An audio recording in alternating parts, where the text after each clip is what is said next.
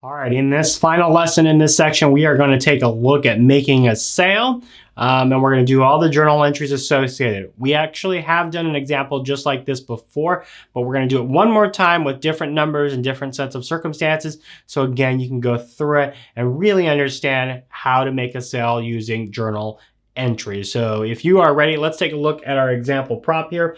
During the month of February, Company A sold the following goods to their customers. Below are the transactions associated with their sales, and just like every other problem, we're going to go ahead and skip those because we're going to work on those individually one by one and go straight to the question. So compute the journal entries for all transactions, and then what is the net gross profit for Company A? So we're going to do that at the very end. So let's get started here with transaction number 1. So in this case here, we sold $35,000 worth of inventory for $50,000 to a customer, terms 310 net 30. So this inventory we sold to a customer for $50,000.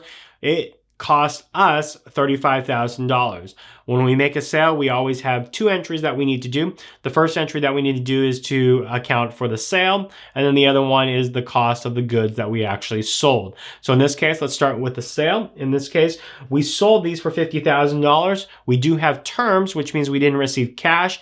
In this case, we received an accounts receivable. So accounts receivable. And the accounts receivable is for $50,000, basically an IOU from the customer.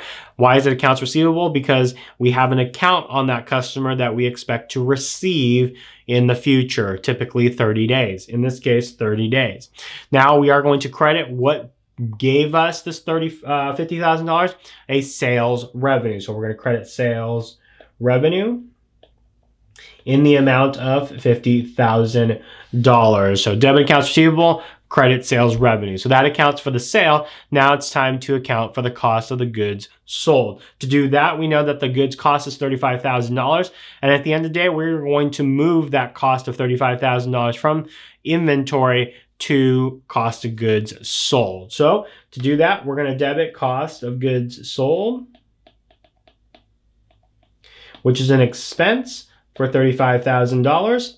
And we're going to credit inventory for $35,000. So that is what our entry would look like in transaction number 1. Two sets of entries here, one for the sale of the goods, one for the cost of the goods. Moving on to transaction number 2, we sold another $20,000 worth of inventory for $32,000 to a customer. This time we gave them terms of 210 net 30. So a little bit different terms here, but again, we don't care about that unless they pay within the discount period. So again, we need to deal with the sale and we need to deal with the cost of goods sold. So in this case here, the sale, we're going to debit just like we did before, accounts receivable in the amount of $32,000. And then we're going to credit sales revenue for $32,000. So that would be our entry there. Now we need to deal with the cost of the goods sold. So in this case, the cost of goods sold was $20,000. So we're going to debit cost of goods sold for $20,000. And we're going to credit inventory because we're going to move it from inventory. So we're going to credit it to remove it, and we're going to increase the expense, cost of goods sold. Now, if you're noticing that I am using abbreviations, these abbreviations are fine. It's often used this way when we're just talking about these entries here. So I'm okay with that. So debit AR, credit sales revenue, debit cost of goods sold, credit inventory for the second sale in transaction number 2. Moving on to transaction number 3 and 4. At number 3, customer in transaction 1 pays their $50,000 balance within 5 days of their purchase.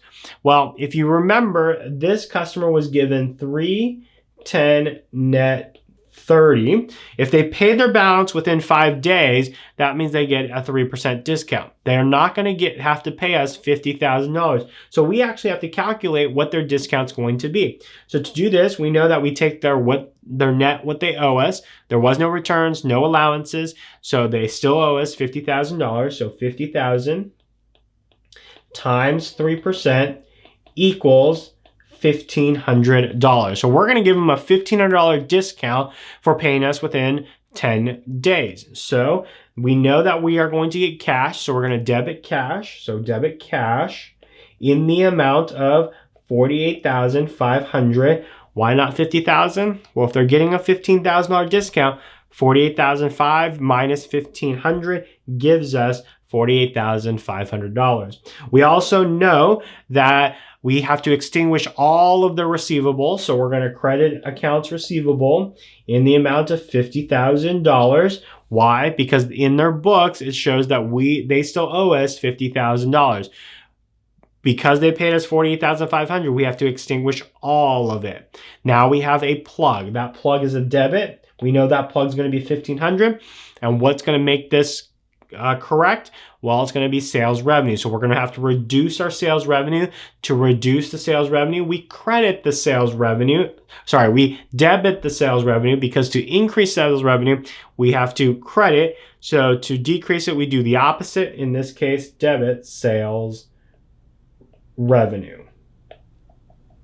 So that takes care of transaction number 3. Now let's go to transaction number 4, where we have our second customer paying us back. In this case, customer in transaction 2 pays us $32,000 balance between 12 and 20 days. So what they're saying here is that they paid us not within the discount period, so they don't get any discounts. So we're just going to collect their payment like we would normally do. So we know we're going to get cash. So we're going to debit cash in the amount of $32,000.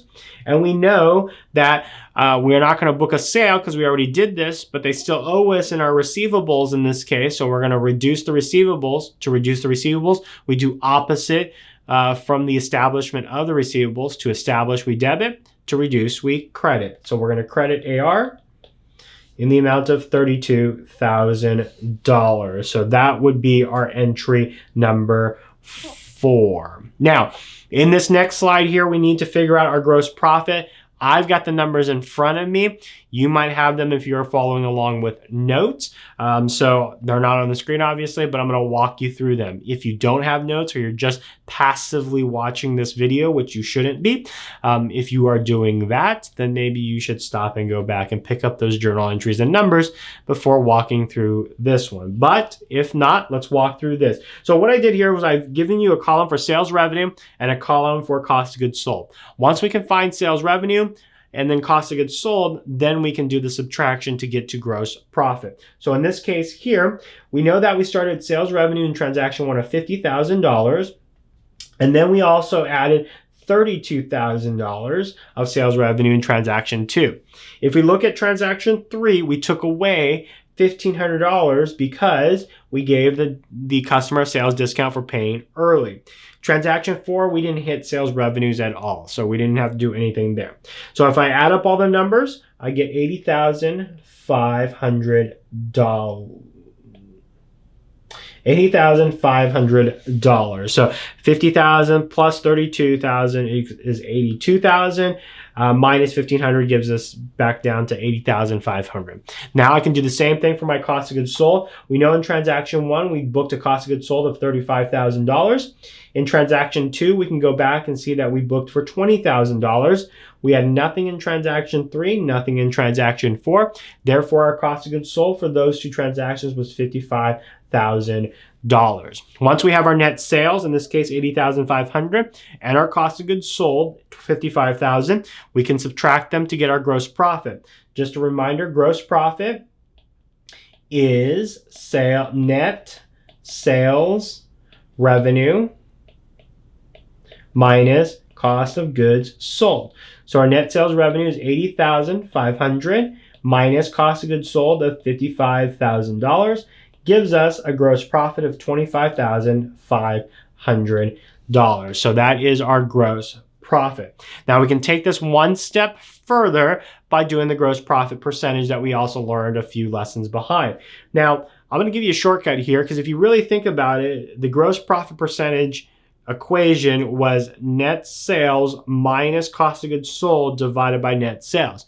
Well, if I do net sales minus net sales minus cost of goods sold, you also get gross profit. So we have gross profit here. So all I'm going to do is do 25,500 divided by net sales of 80,500, and I'm going and multiply that by 100, I get 31.68%. So again, understand, if you understand the numbers and the mechanics, you don't even have to do net sales minus cost of goods sold divided by net sales. You could just go straight to gross profit divided by net sales to get your percentage of gross profit. So again, trying to be a little bit more efficient with how we solve problems. So since this would be the numerator on the gross profit percentage, once we've done that calculation, we could just use that number at the end of the